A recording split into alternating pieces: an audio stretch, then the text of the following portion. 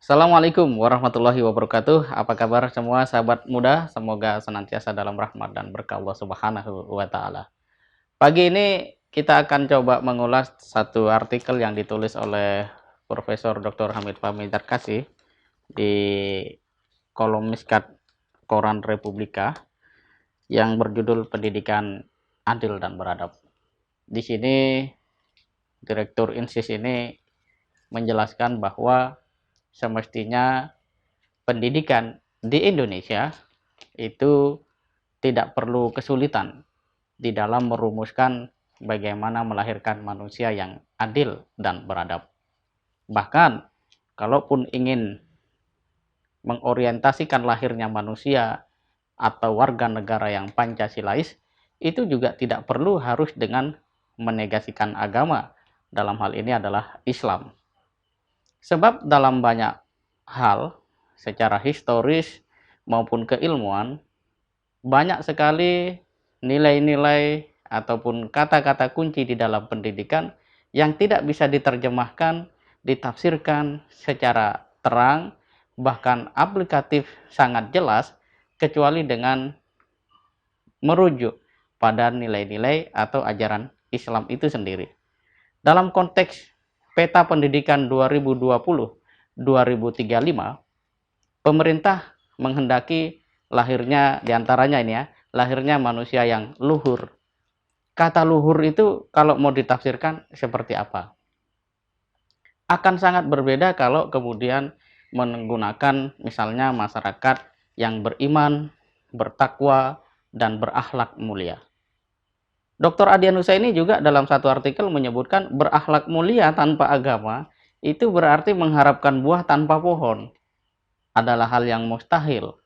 Karena itu sangat penting bagi kita untuk mengerti bahwa persoalan pendidikan di tanah air semestinya dijiwai oleh nilai-nilai Islam sebagai satu agama yang berkontribusi besar bagi keberlangsungan bangsa Indonesia sejak masa penjajahan hingga hari ini merdeka.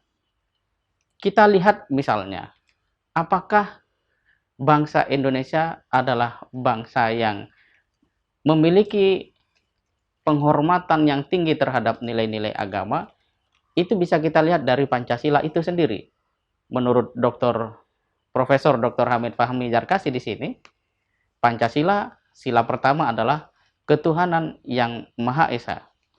Kemanusiaan, persatuan, kerakyatan, kemudian juga keadilan merupakan manifestasi dari sila pertama. Kata kuncinya, kalau bangsa Indonesia bisa menempatkan sila pertama ini secara tepat, proporsional, profesional, komitmen tinggi, maka sudah jelas persoalan kemanusiaan, persatuan, kerakyatan, dan keadilan akan dapat dijalankan dengan sangat baik. Tetapi, jika tidak dilaksanakan dengan sungguh-sungguh, bahkan kemudian ada upaya seakan-akan Indonesia ini harus jauh, harus hilang dari pengaruh-pengaruh Islam misalnya, maka inilah yang menjadikan kemanusiaan kita semakin semerawut. Kata Profesor Dr. Amin Rais ketika dialog di channel Refli Harun, itu disebutkan kita memasuki satu era di mana sopan santun, adab, kemudian nilai-nilai kemanusiaan itu seakan-akan lenyap dari bangsa ini.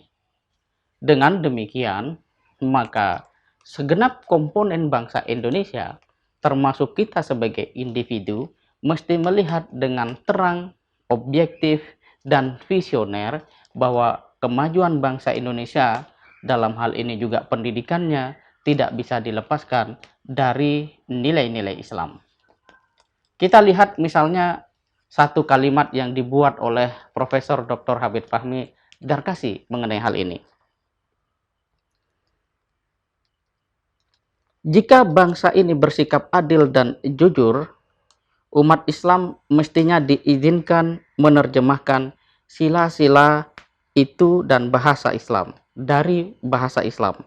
Sebab istilah adil dan beradab adalah kosakata sumbangan Islam kepada bangsa ini. Tidak ada padanan kata adab dari bahasa-bahasa selain Islam.